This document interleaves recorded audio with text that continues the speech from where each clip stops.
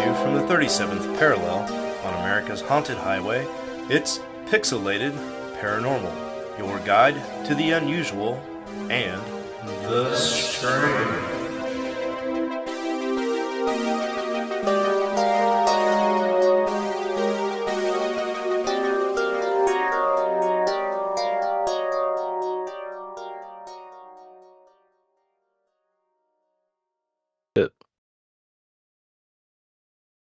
Oh, hey, what's up, everybody? Welcome back to Pixelated Paranormal. This is episode 328. I, of course, am Sean. And Preston, do you recognize this shirt? No. Oh, you call yourself, what are we, millennials? Gen X? I don't fucking know. This is the Purple Parrots t-shirt from Nickelodeon's Legends of the Hidden Temple. Fucking nerd. Yeah, I forgot we even had this thing. I used to run in a Blue Barracuda shirt years ago when we used to do a lot of OCRs, and my shirt got destroyed, but I found Shayla's Purple Parrot shirt, so I'm rocking that bad boy today. There you go. Yeah, with me as always is Preston. How are you, bud? What's up, all you cool ghosts and goblins, you crocodoons and crocodingos, you skeletors and skelets and witchers and witches and whatever the fuck else you want to be? I might. Either I'm giving birth to a kidney stone or I pulled a muscle in my back. You know, I can't tell. It's in that general area. Oh, But Daddy's got a damn. giant mason jar, in case you can't see. This bad boy, which is 35% whiskey and the rest Coke. So, either way, I'm going to be doing good this show.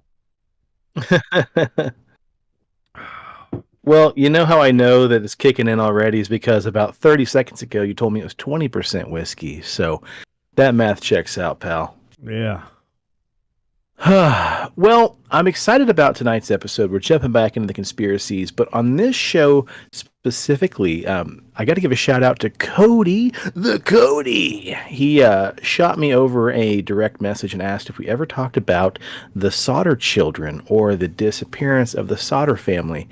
I'd never heard of it. I don't think we've talked about it. So tonight's episode goes out to you, Cody. So cheers and thanks for the suggestion. We've Good also job, had bud. folks ask Thanks, us, to dive into. Thanks for pulling all your weight for us too.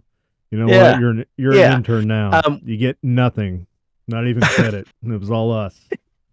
Yeah. Hey, he's our man on the street, man. He's a truck driver. So we've also had people ask about us covering a little more true crime, which, I mean, there's a billion podcasts out there that do that probably better than we will. But, I like to dive into the old true crime every now and then. So that's pretty exciting stuff. What else is exciting is I didn't read this story before I copied and pasted it from thegrunge.com. So I'm not honestly sure what we're about to get into, man. Is this I'm kind of flying by the seat of my pants here. Is this the mummified monkey story? So the news stories, I just grabbed a bunch of news stories here. The mummified monkeys sounds like something we've already covered, but I might just, touch on it again here. No, this one's different, but we did cover Okay. some mummified monkeys. There were some people that were going through an estate sale, and they found these Japanese dolls that were like mermaids. And when they did X-rays of them, they are actual mummified monkeys stapled to fish carcasses that the Japanese then paper mached and sold them. Yeah. So Yeah. Like Yeah, the this old Fiji mermaid from Ripley's Yeah. Believe It or Not. Okay. yeah. So this is different from that. This is not this. This is like some Okay. guy's got a fetish with monkey heads that he tried to bring back into the United States. I read as I was Right. waiting on you. I was going through that. It's called bushmeat. It's illegal. You're Shouldn't going do it. through the news? Yeah. Right. Well, I know we've talked about smuggling animal parts, from one country to the other and bushmeat and so on and so forth. But anyway, to kick things off for the news, mummified monkey remains were found in a traveler's luggage at Boston's airport at Boston Logan International. When they stopped the guy and asked what exactly he had in his bag, the guy smuggling the monkey mummies said, "Oh, that bag's just got some dried fish in it." But upon further examination, airport agents discovered that this was in fact mummified remains of monkeys, which included severed heads. The incident took place on Thursday at a security screening for passengers. A canine officer named Buddy sniffed out the dead and dehydrated monkeys from inside the passenger's luggage, to which the traveler was recently returning to the U.S. from a trip to the Dominican Republic of Congo. But as we all know and we've talked about on the show before, raw or minimally processed meat from certain wild animals, other known as bushmeat, is not allowed to enter the U.S., largely out of health concerns, because bushmeat can carry germs and can cause illnesses, including the spread of the dreaded Ebola virus. Yeah, apparently this fuckwad never watched Outbreak with Dustin Hoffman, Morgan Freeman, and Donald Sutherland. You fucking idiot. Maybe go watch that movie and learn your lesson, because that's how shit happens. That's how it goes south, okay? You know what it was? Somebody smuggled a monkey from Africa that was infected, and it bit some, pet seller dude, and then he coughed on his girlfriend, and then blood got everywhere, and then before you know it, the whole town had to be fucking purged because they all were sick with the Ebola virus, and they were dying, and the government tried to cover it up. Wow. Scary times. Yeah, you got it. Following that story, a man tried to smuggle 100 snakes in his trousers through an airport in mainland China, and that went about as well as you can expect. These motherfucking snakes on this motherfucking plane. That's how it happened. Thank you. Yes, I'm glad you got it, because I'm not going to make the joke. I'm just going to leave it out there and see if Preston picks it up after I lay it down. The passenger, who hasn't been named by authorities, wasn't happy to see airport security when they stopped him trying to leave Hong Kong and enter the border city of Shenzhen on Tuesday. He was trying to walk through the nothing to declare gate when he got stopped. China Customs said they found several bags hidden in the pockets of his trousers, sealed with tape containing 104 snakes. The snakes were a variety of species, including milk snakes and corn snakes, and many of them were non-native. A statement from China Customs said, upon inspection, customs officers discovered that the pockets of the trousers of the passenger were packed with 6 canvas drawstring bags sealed with tape. It gives new meaning to the phrase trouser snake. Once opened, each bag was found to contain living snakes in all kinds of shapes and sizes and colors. Those who break the rules will be held liable in accordance to the law. China is one of the world's biggest hubs for animal trafficking, but authorities have been cracking down on the trade more recently. Strict biosecurity and disease control rules forbid anybody from bringing on a non-native species into China without permission, just like the case of that guy trying to smuggle the monkey mummies. Up next, in Mexico City, forget the worm at the bottom of your next bottle of mezcal. The Mexican environmental inspectors have recently found a whole boa constrictor and iguanas have been stuffed into bottles of mezcal at a market in the southern state of Oaxaca.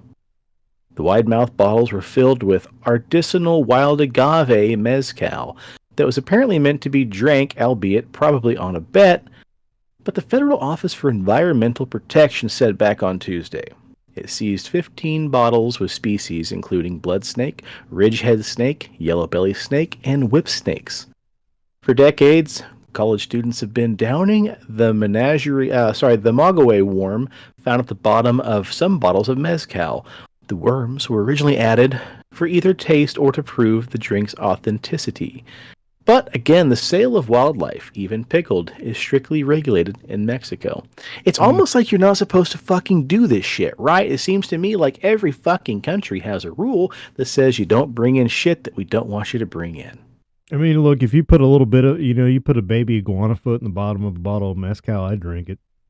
I bet it has some flavor. Yeah, I would do the toe shot up there in Canada. Yeah. Well, a change of pace here, folks. Keep your eyes on the skies, because a woman in France recently was just minding her own business, enjoying coffee with a friend, until she was struck by a small meteorite in what is considered to be an extremely rare event, according to local news authorities.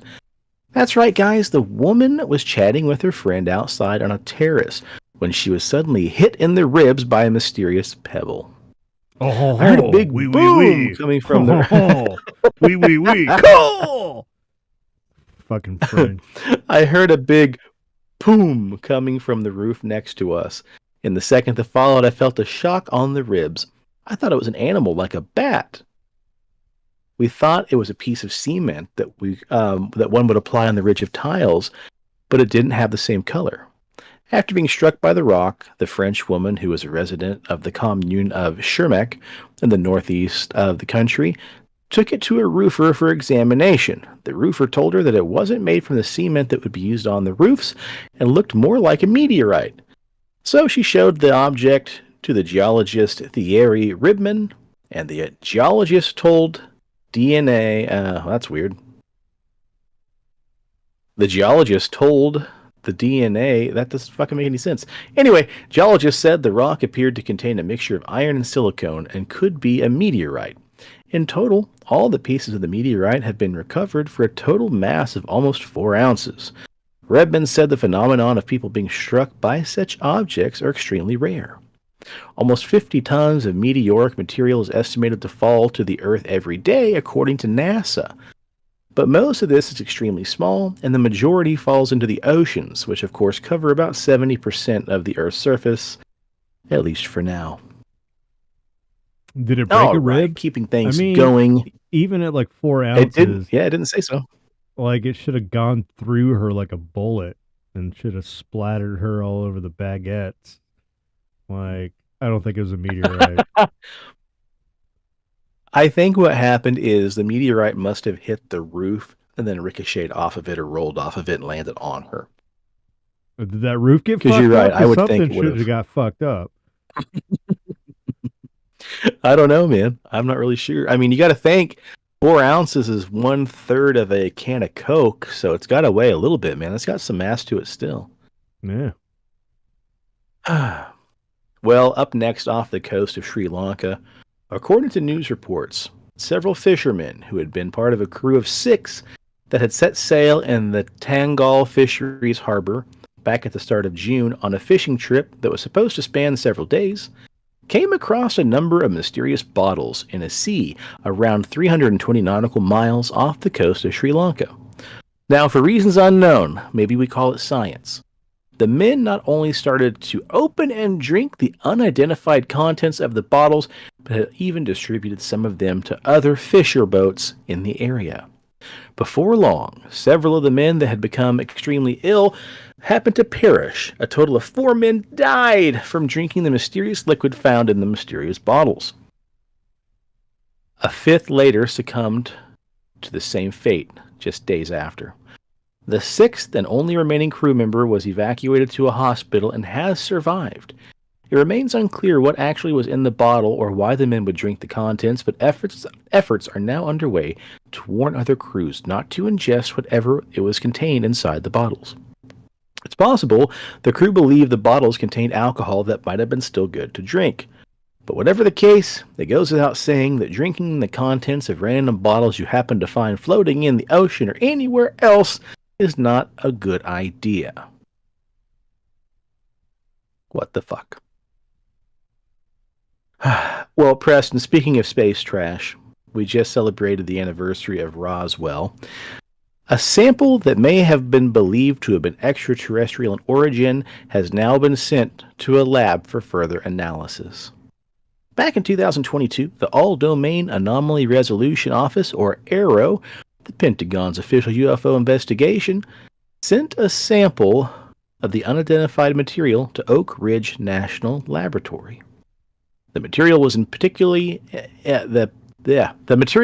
particular interest to the UFO community because it was allegedly a piece of debris from the object that crashed near Roswell, Mexico back in 1947.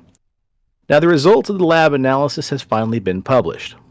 It says the specimen has been publicly alleged to be a component recovered from a crash of extraterrestrial vehicle back in 1947 and purportedly exhibits extraordinary properties, such as being functionally as a terahertz waveguard to generate anti-gravity capabilities.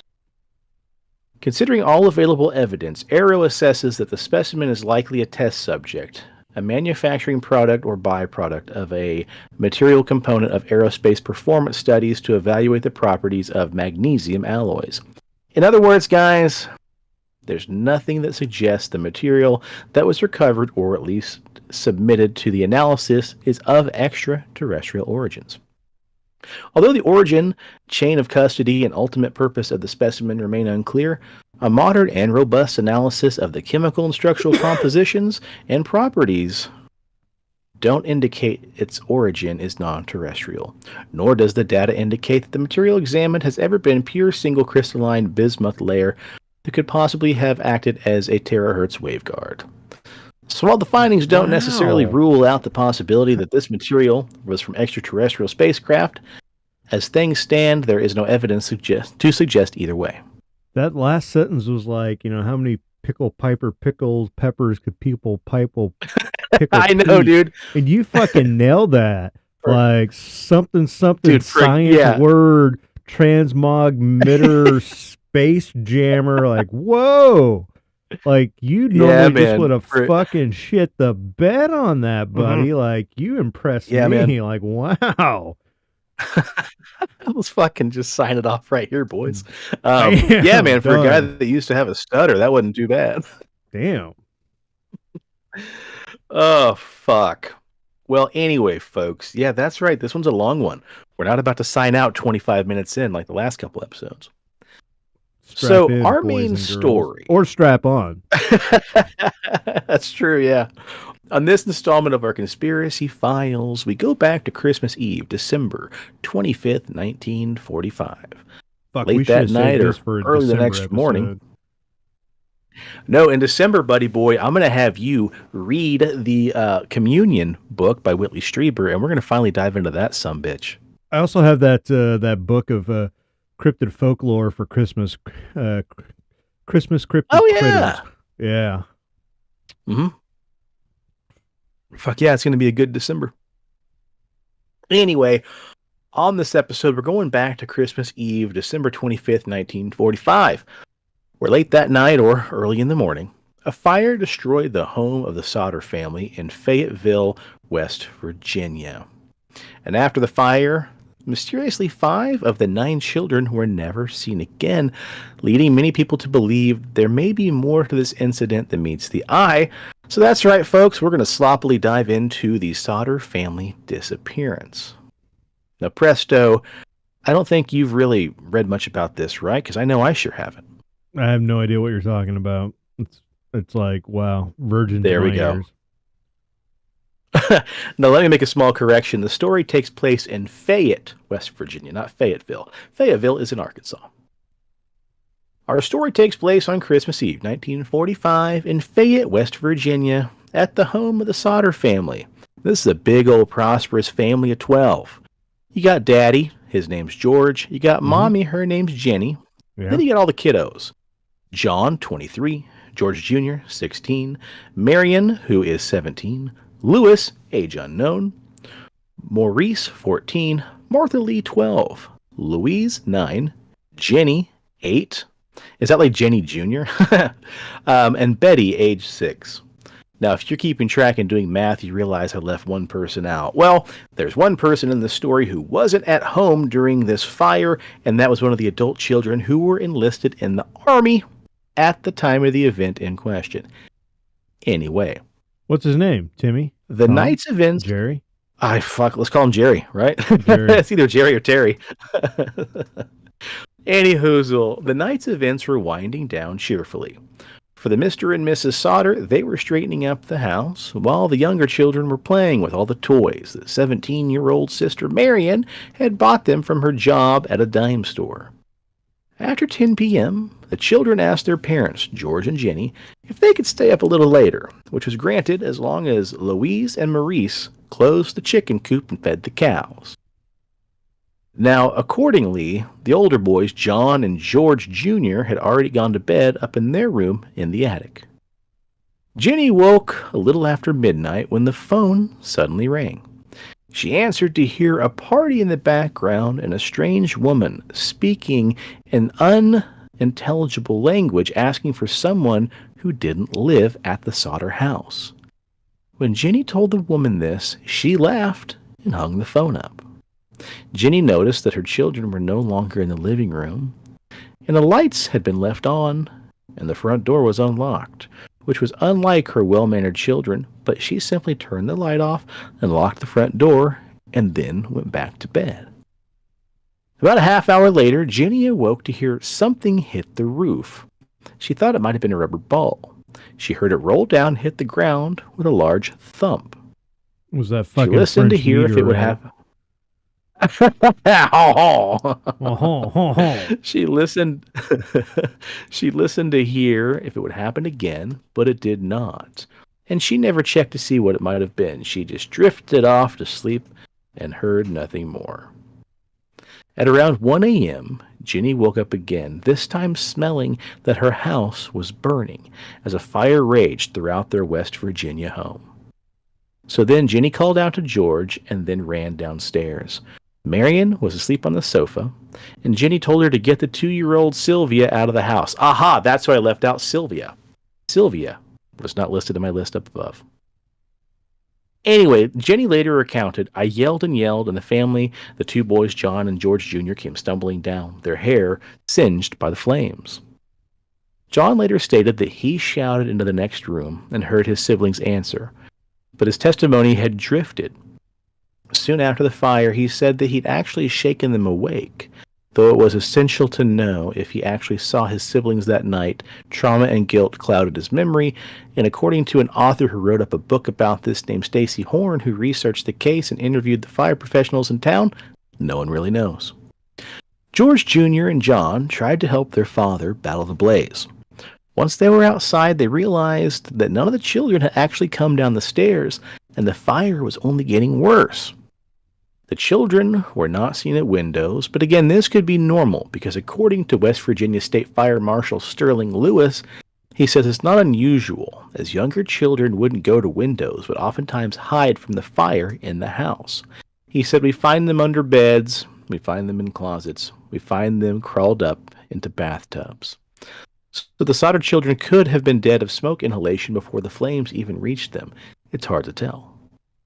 Anyway, George Sodder and his sons tried to get back into the house, attempting to climb a wall and break a window, which sliced a chunk out of George's arm. The first floor was a lost cause by this time, so they decided to get a ladder that was always leaning on the side of the house, but it was missing. George lit up on the idea of backing one of the coal trucks he used for his business up to the house to reach the second floor that way. Though they were both driven the previous day, mysteriously neither of them would start. And according to the Register-Herald, witnesses at the fire said they saw a man leave the scene carrying a block and tackle, which was used for removing engines. An odd thing to do while people are trying to rescue children from a fire. Given the Appalachian winters' frigid rigidity, none of the rain barrels could be used to fight the fire either. Marion ran to a neighbor's house to use their phone to call the police department, but couldn't get through. Neighbors drove to a tavern nearby only to have the same experience. But eventually the neighbors finally reached Chief F.J. Morris of the Fayetteville Fire Department, telling them that children were trapped inside the house. It did them little good, though, but a retired fire chief, Steve Cruikshank, told NPR that the fire department didn't have a central alarm and depended on a phone tree to rouse members, whom were too few and far between because of World War II. Anyway, according to the Register-Herald again, Chief Morris didn't know how to drive the truck and the 2.5 miles. Chief Morris didn't know how to drive the truck the 2.5 miles to the site. These people have every fucking thing stacked against them, apparently. Jesus. The fire department didn't arrive until somewhere between. That doesn't know how to drive a fire truck 2.5 fucking miles. Mm-hmm. Was there like a road blockage? And he's like, I don't know how to get there. I don't think this fire truck's gonna go through the cornfield, y'all. What keys? What the fuck do keys do? Yeah, what the fuck the key? Well, what did he not know how to drive stick? Was he like stick? I thought, shit, I'm from the future. We all have automatics. God damn it. Can't drive this fire truck. Oh, fuck, man. Well, Ladders? through all that Who the comedy of fuck errors, didn't put a ladder on the fire truck? What are we gonna do now? Golly jeepers! All right, I'm sorry. the Continue. fire department didn't arrive until somewhere between 7 a.m. and 9 a.m. that morning, at which point all they could do was douse the cinders. By this time, the house had been reduced to nearly nothing in less than an hour. A brief examination of the scene afterwards, the police chief said, was the fire was an accident caused by faulty wiring, even though George had it checked only a few weeks before. The Christmas lights remained on in the house. Hold on, my cat's meowing for some reason. Weird, sorry. The Christmas lights remained on as the house burned, according to authorities. And if there had been an electrical fault, the power would have gone out, which means the Christmas lights being on during the fire was very bizarre. Jenny Sodder was quoted by the Charleston Gazette saying, "We never would have gotten out if the lights had been cut." The Gazette Mail also pointed out that police would later recant the declaration that the telephone line to the Sodders' home had also been cut. Sorry. Good God, who wrote this thing? We never would have gotten out if the lights had been cut, and later they would say that also the fire had taken out... Good God, hold on. I'm going to really have to edit this bad boy back together. The Gazette also pointed out that police would later recant the premature declaration about the power being cut, but they did say telephone lines were cut to the Sodders' home. Anyway, since it was Christmas Day, the police didn't do a more thorough search, so what would the point be? I mean, the damage was done, right? The fire burned the house up, the children were lost. What the fuck was the point? By 10 a.m., the fire chief said that the bones of the children must have been obliterated. Holy fuck, dude. So that house burned for what, 6 to 8 hours? Fuck. I also wonder if a house fire is actually, going to burn hot enough to burn up bones. I don't know. You know, my Anyway, grandparents, they had a smokehouse attached to the back of the house. So my great grandfather would get out there and smoke the meats because they were farmers, and somehow it got out of control and burnt the whole fucking house down. But I mean, they all lived. It wasn't that hot. They were able to get out. They lived out in the bumfuck Kansas with no power, no nothing. So I think there was some foul play involved. If you ask me, I think it was Jerry Jr. In the library with the candlestick. Yeah, it could have been. It could have been a good old fashioned Fire game Pixie. of Clue, but it's the House Fire Edition. Might be a little tipsy. It's supposed to say "What's up, Fire Pixie," not "What's your Fire Pixie." Look, Preston's been drinking, and that makes me buzzed by osmosis. Yeah. Reports say that a month before, an insurance salesman whom George had declined said, "You know what? Your goddamn house is going to go up in smoke, and your children are going to be destroyed. You're going to be paid for the dirty remarks you've been making about Mussolini." George apparently had immigrated from Italy and was openly critical of Mussolini. What a weird fucking thing for an insurance salesman to say. You know what? Fuck you. Your house is going to burn down. Your kids are going to fucking die because you don't like fucking Mussolini. Oh. Anyway, a private detective the Sodders hired later discovered that the salesman was a member of the coroner's jury that ruled the fire accidental. Now, we're going to fast forward later to 1968 at this point. The Charleston Gazette reported that the man who had stolen the block and tackle admitted to the theft and said that he had cut the telephone wires to the house thinking that they were power lines instead, which would have happened shortly before the fire, owing to a wrong number around midnight. So, I don't know, are we talking about party lines back in 1945 from, phone usage? I don't know. But that all seems, again, like a fucking gigantic comedy of errors. He never went to trial. The Register Herald pointed out that the telephone lines had been cut 14 feet from the ground and 2 feet from a telephone pole, an unlikely feat for a thief.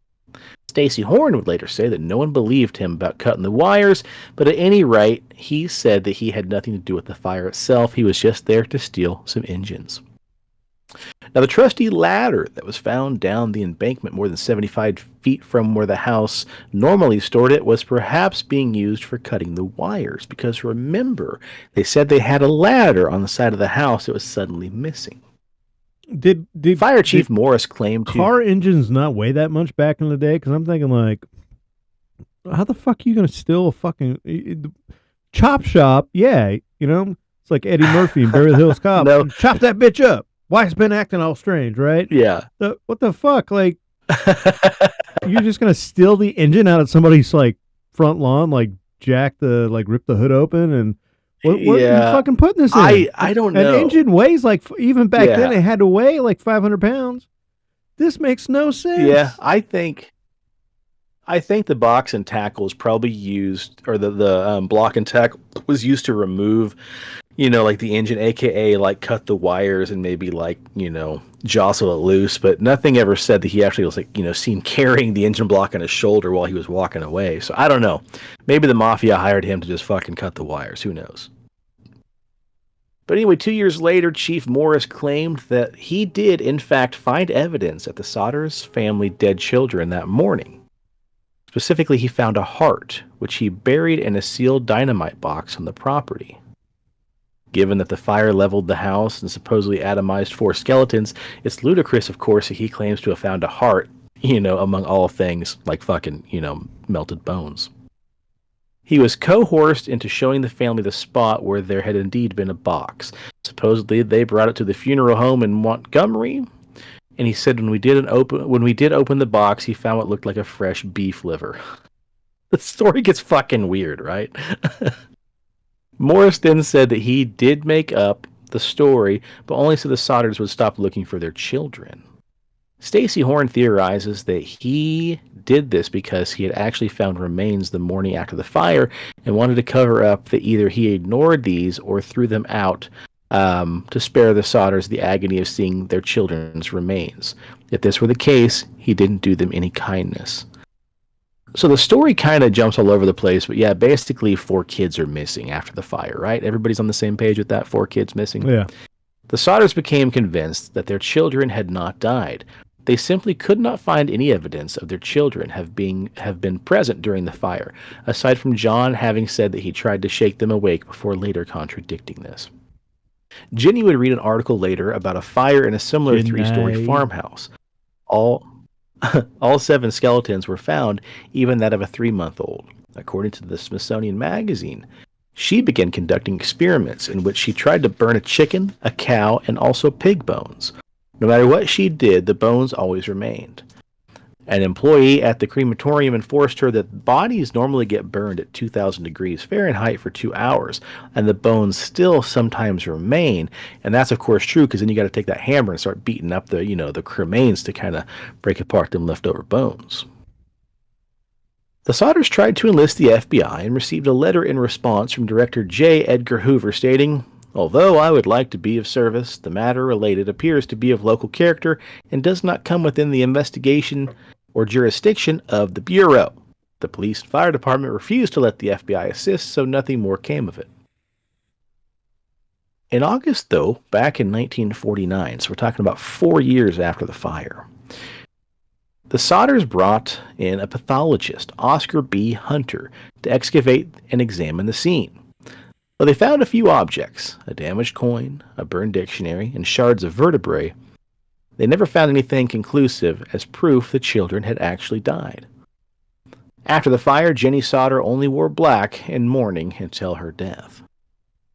The Sodders sent the bone shards off to be tested by the Smithsonian, which said that the vertebrae belonged to a male between 16 and 22, too old to be any of the children that they were missing, and that they had never been exposed to fire.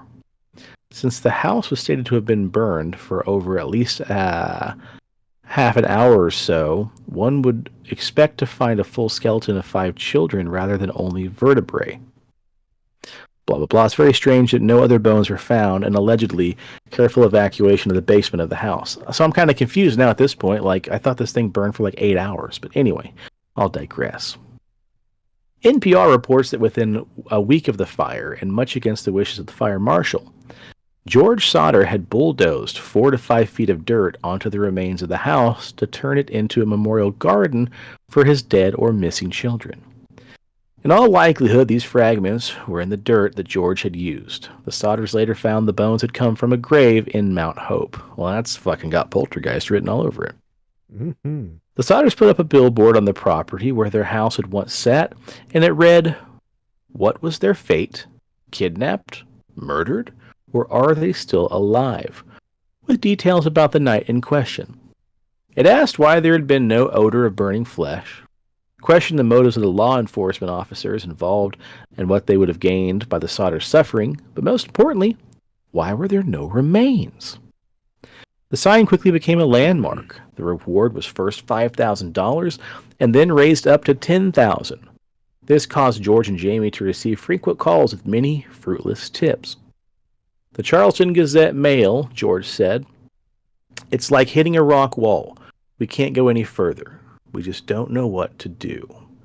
We may put up another sign on the road or may just leave that one up, although it's getting pretty bad."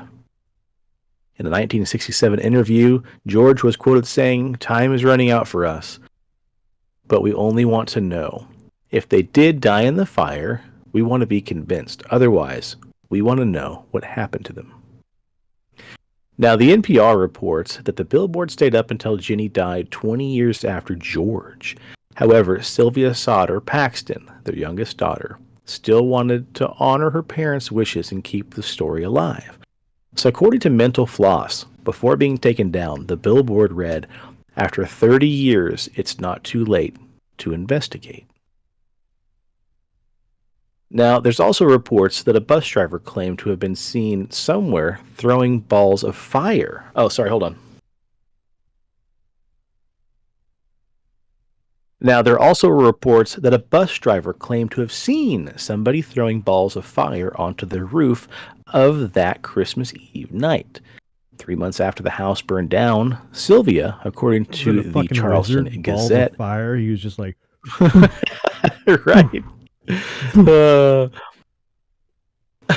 Well, supposedly 3 months after the house burned down, Sylvia said she had found a hard rubber object, military green in color and hollow with a twist-off cap, in the garden, which Army authorities reportedly identified as a napalm pineapple bomb. That's fucking wild, right? Oh man, they were testing. So then, and one went a little bit further, and they just like covered up. They called the fire chief and be like, "You're a fucking idiot. You don't know how to drive that truck.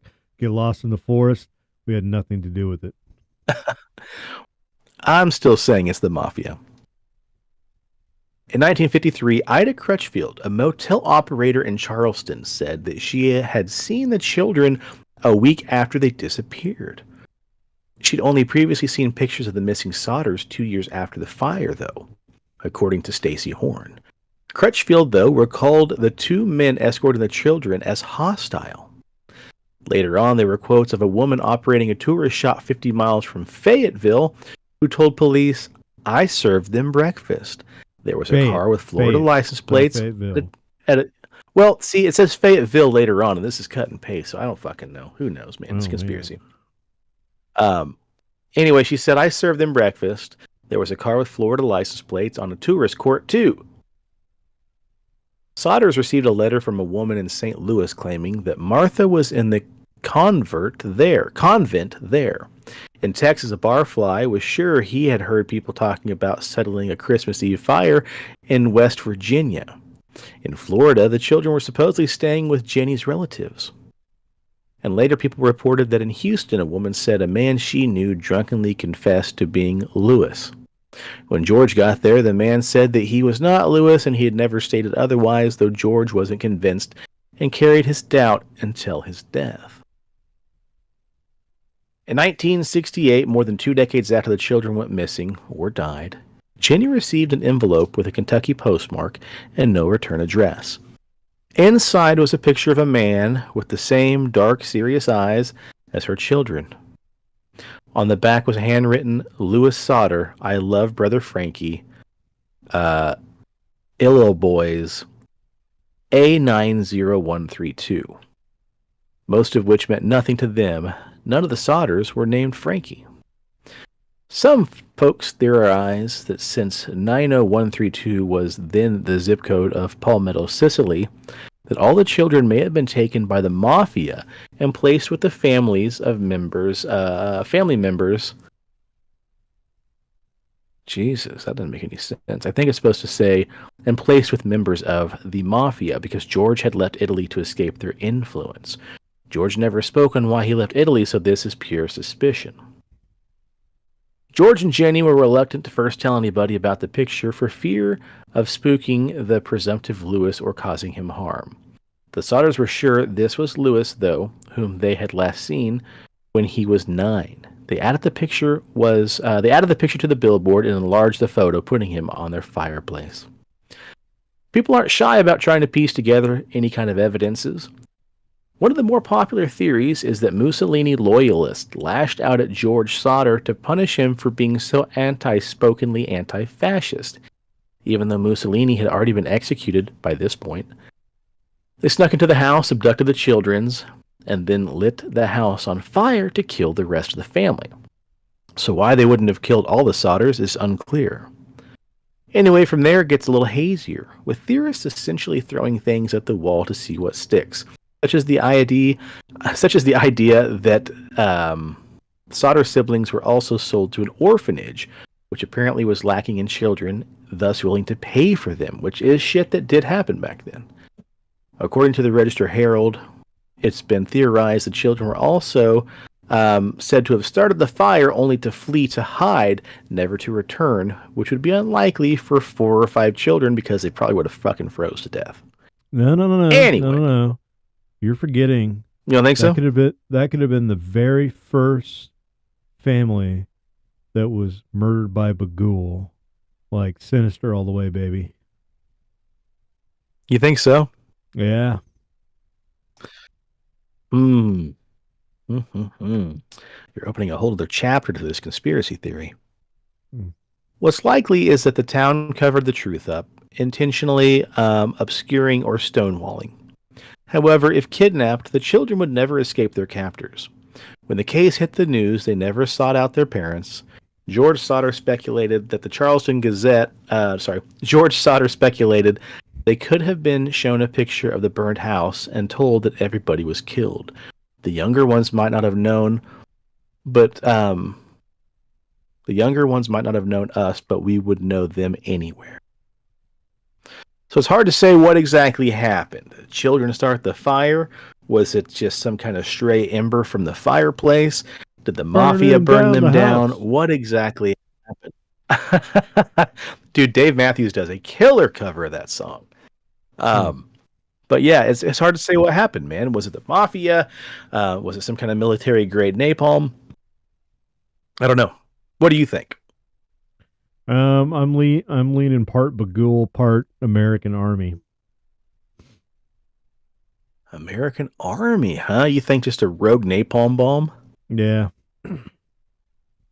Some fucking grunt private was like, "All right, Sarge, I'm gonna do it. I'm gonna do it this time. I'm gonna go ahead and get my medal for passing the test." And then bam, and then you get my medal for burning down a house. Yeah.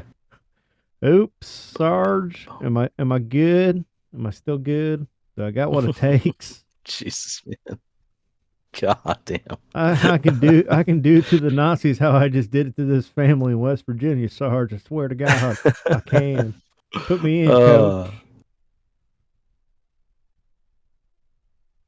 I'm gonna lean more towards the mafia, man. That's the explanation I like, is that the mafia rolled up, someone got a hold of a napalm bomb, and that's the sound that Jenny heard that night, hit the roof, and just firebombed the house, man. Don't know. It's pretty wild shit anyway. I mean, it would have to, for a house to burn so hot to cremate the bodies, it would have to be napalm. It wouldn't just be normal house fire. So that's the only thing to make the bodies just ashes. It's napalm. I fully agree, man. Yeah, it's just kind of a weird thing, man. The police not being able to show up. I get it's Christmas, so like your police department's probably a little more spread out. I understand that. But like, it's really bizarre. And I guess, times were tough because maybe half the crew was indeed, sent off to World War II. That shit definitely happened. But I don't know. It's just kind of a series of unfortunate events. Then, of course, you have the that weird insurance salesman saying that, you guys are going to be fucked because you don't like Mussolini.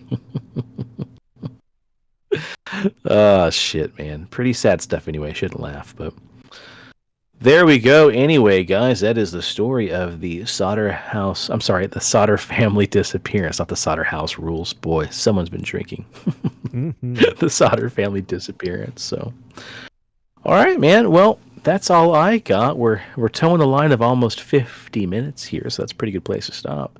Next episode, we might have another off-topic topic. If not, we'll get into maybe our last conspiracy for now. Might be a twofer. I'm going to bring a little something from outer space, and Presto might just bring us a little something from deep into the oceans. So your heart will go on if you're on. If you're on the social medias, give us a follow on Instagram. We are at PXL Paranormal. If you're on Facebook, we are the Pixelated Paranormal Podcast. Preston, how are things looking over on YouTube? Dude, we lost a subscriber. Like somebody get their account shut down.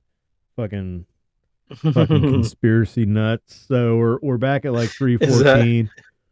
We're at 32 on Rumble. Okay. Kick. We're still at like 12. So look, do us a favor, like, subscribe, share with all your friends. Let's grow Rumble. Let's grow. Man, if we could get by the end of August, if we could get to 500 subscribers on YouTube, whoever number 500 is, I will make you a custom Pixelated Paranormal 24 karat gold plated fountain pen and ship it direct to you free of charge, just for being the 500th subscriber to the channel. Maybe that will motivate you fucks to like, subscribe, and to share with all your friends. I don't think calling them fucks is going to motivate anybody, but Yeah. Anyways, need a beard, want a beard. If you want a beard that could just fucking, cancel out the world's hottest fire. You know what? You won't be burning down the house. You'll be turning on the house. And go over to BigDobsBeardBomb.com. Use promo code PXLPARA for 20% off your order. Pick yourself up some fiery scents like bay rum, fresh, citrus, mint, classic, sweet tobacco, and the new one that will hawk to it and spit on that thing, Spartan. Get it all. Get it at Dobbs. Promo code PXLPARA for 20% off your order. Awesome. If you're in the Wichita area, stop by, see our dearest friend Leslie and the rest of the gang over at CD Trade Post, Pawnee and Sitica. Stop by the I've been drinking. Stop by the Paranormal.cafe, and also if you see the Paranormal Experience food truck out and about in the Wichita area, drop by, see them.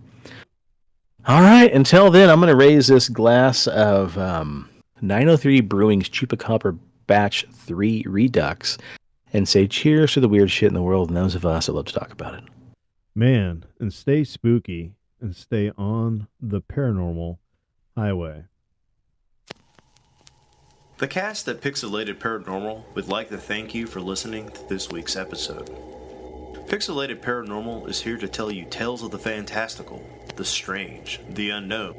Tales that will move you a little further down the paranormal highway.